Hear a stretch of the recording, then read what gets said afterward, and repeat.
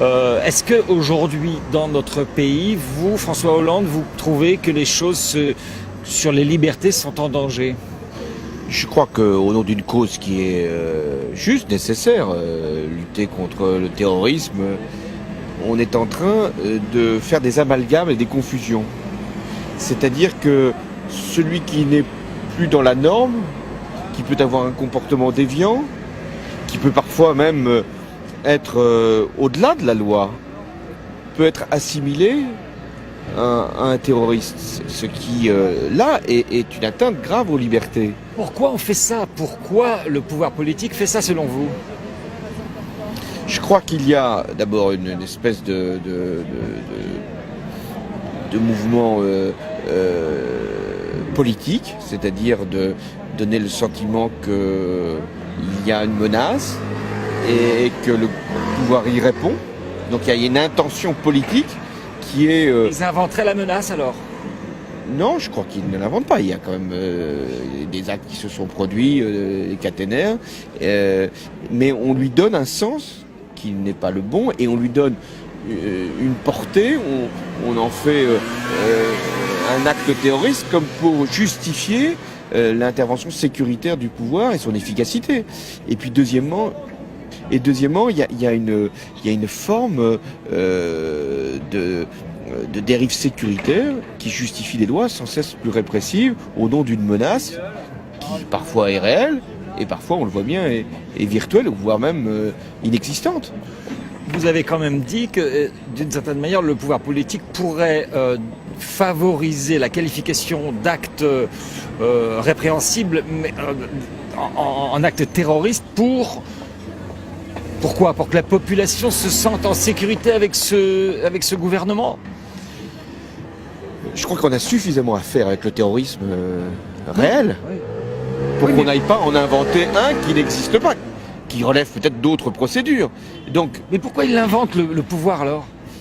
Peut-être pour montrer une efficacité qui, sur d'autres terrains, notamment économiques et sociaux, n'est pas forcément au rendez-vous. Donc c'est grave vos accusations, M. Hollande, là? Je pense que c'est grave. Mettre en cause des hommes et des femmes, les priver de liberté, les accuser de terrorisme, c'est grave. L'erreur, à mon avis, qui a été commise par la ministre de l'Intérieur, a été de théoriser, à partir de je ne sais quel livre ou je ne sais quel comportement ou de réseau supposé, de théoriser l'existence d'une gauche ultra-gauche, dont il faudrait absolument mettre hors d'état de nuire ces prétendus doctrinaires ou exécutants. Bon, je crois qu'avant de porter une telle accusation, je ne dis pas qu'il n'y a pas un moment des surveillances à observer. Il y a sûrement des surveillances à observer et même des répressions à exercer quand il y a des mises en cause des matériels ou des biens qui appartiennent à l'État ou qui appartiennent à l'entreprise publique. Il faut que les choses se fassent. Mais de là à imaginer un scénario où le terrorisme serait là, présent, dans le cœur même de nos villages, je pense que là, il y a eu une dérive. Alors, la ministre de l'Intérieur, si maintenant les procédures démontrent que ces jeunes ne sont pour rien, y compris pour les actes dont on les a supposés coupables, alors là, je pense qu'il faudra des excuses de la part du ministre de l'Intérieur.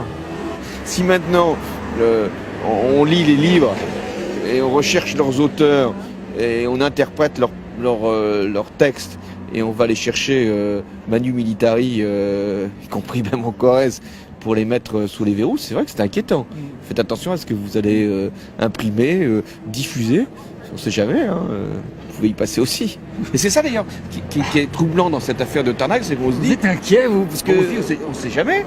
Qu'est-ce qui peut se produire moi je ne crois pas que mes textes encore m'exposent, mais quelqu'un qui...